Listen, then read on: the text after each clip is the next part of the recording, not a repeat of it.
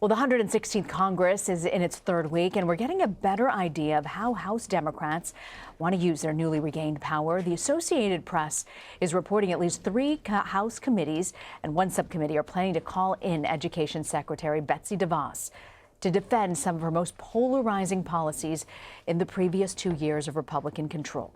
DeVos was only called before the House Education Committee once. Well, Collin Binkley is an education reporter for the Associated Press, and he joins me now from Boston to talk about his new reporting on this. So, Collin, what policies and issues has DeVos pursued that the Democrats are really concerned about at this point? Well, there are a lot of them. A primary target that Democrats are going to be looking at is her policy on the regulation of for-profit colleges. The way they see it, she's really worked to attack a lot of the steps that the Obama administration made to crack down on the for-profit regulation, some schools that were accused of deceiving and misleading students. And so now they're going to push back on her efforts to scale some of those regulations back. But that's just one of several policies they're already looking at. They want to look at her policy, her proposed Title IX regulation on the handling of campus sexual assaults.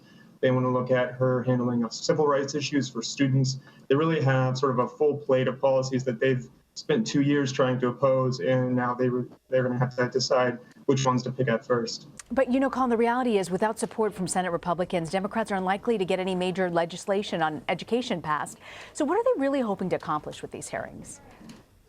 You know, they hope that they can pressure her, obviously. They can make life hard for her. Like you said, they might not be able to force her hand through legislation.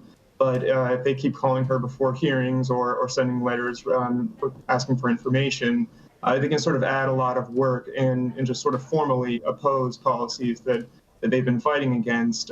They can also ask for justification behind some of the policies. There are different avenues they can take that are sort of more soft power, but that nonetheless can sort of create work and make life hard for DeVos.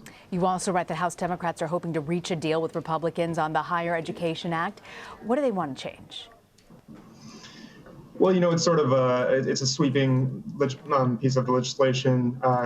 I think Democrats would probably like to address all of the same things that they are going to be pressuring her on. You know, there's a possibility that it could be amended to include issues like campus sexual assault, student loan and student debt issues.